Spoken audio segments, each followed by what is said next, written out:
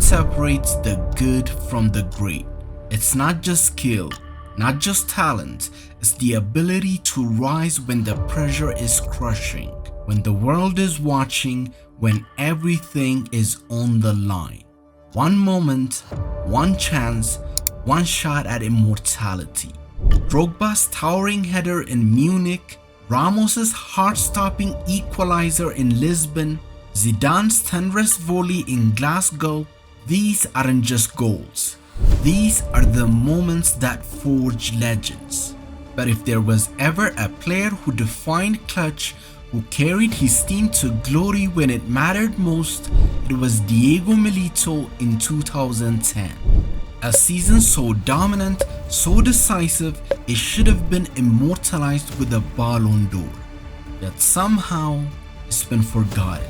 But before we relive the glory, we have to understand the struggle, because heroes aren't born, they're made.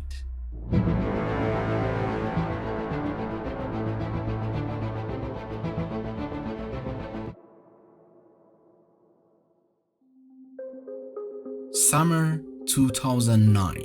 Jose Mourinho had just completed his first season at Inter, a season many deemed a failure despite winning the Scudetto, because that was expected. Inter had already won 3 in a row before he arrived, but the Champions League, the trophy they hadn't touched in 45 years, that was the real obsession. That's why fans were disappointed with their humbling exit from Europe in his debut season. But Mourinho was far from finished. He was building a team to conquer Europe, just like he had with Porto. But then came a huge setback. Zlatan Ibrahimovic has revealed that he told Inter of his desire to join Barcelona several months ago. Zlatan Ibrahimovic, Inter's talisman and superstar, left for Barcelona. But in return came Samuel Eto'o, a proven winner, and £40 million to reshape the squad.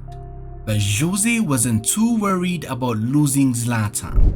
He'd already secured his secret weapon, Diego Milito, a striker who had terrorized the Serie A the previous season and finished just 1 goal shy of Zlatan for the Golden Boot. A ruthless finisher, a player who had scored everywhere he'd gone. Genoa, Saragossa, regardless of the stage or the caliber of opponents. But no one really saw him as a star. At 29, Milito was written off as too old for a big move. Not glamorous enough, not marketable. But Mourinho didn't care about glamour. He cared about winning, and he believed in Milito. With new signings like Wesley Sneijder, Thiago Motta and Lucio, Inter's redemption arc began. This wasn't just a new season. This was history waiting to happen. Milito picked up right where he left off. In his Serie A debut, he set up Inter's only goal of the game. Then in his second game, he scored once and set up a further 2, announcing himself in style. From there, his league form exploded. But the Champions League was a different story. Milito could only find the net once in the group stage, and neither could Inter find consistency. They barely made it out of the group, finishing second behind Barcelona. Doubts crept in. Was this really a team that could conquer Europe? Then came the winter window. Goran Pandev arrived, and Mourinho made tactical tweaks. Then everything changed. Suddenly, Inter looked sharper, hungrier, and once the knockout rounds began, Milito caught fire. In the round of 16, Inter faced Chelsea, Mourinho's old team. Milito scored in the first leg as Inter won 2-1. Diego Milito. Then Eto'o struck at Stamford Bridge to send them through to the quarter-finals. Then came CSK Moscow, and it was Milito again. A crucial winner in a tense 1-0 match, and Schneider sealed the semi-final spot in Russia. Milito was heating up, and so were Inter. But while they soared in Europe, their league form dipped. An 11-point lead over Roma evaporated. The Scudetto was hanging by a thread. But in the Coppa Italia, Milito delivered once more. His goal against Fiorentina in the semi-finals was crucial in booking Inter's place in the final. Suddenly, Inter were staring at history. The treble was within reach, a feat no Italian club had ever accomplished. But first, they had to survive their greatest test: Barcelona. Pep Guardiola's Barcelona. The team many believed was the greatest ever assembled. In the first leg at San Siro, Inter played with fearless determination. And once again, it was Milito who rose to the occasion, scoring one and setting up two more as the Nerazzurri stunned the defending champions. A 2-goal lead sounded comfortable, but stepping onto the pitch at Camp Nou against Pep's Barcelona, nothing felt safe. Disaster struck early for Jose's team. Thiago Motta was sent off in the first half. Inter were forced to play over 60 minutes with just 10 men against that Barca team.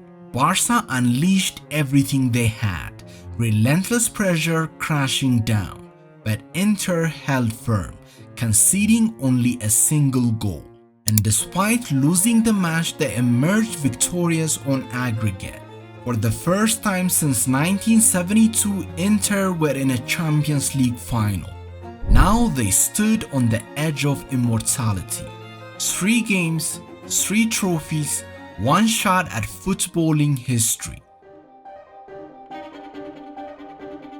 In the Coppa Italia final against title challengers Roma, Milito scored the lone goal, securing the trophy for Inter and claiming his first major honor in Europe.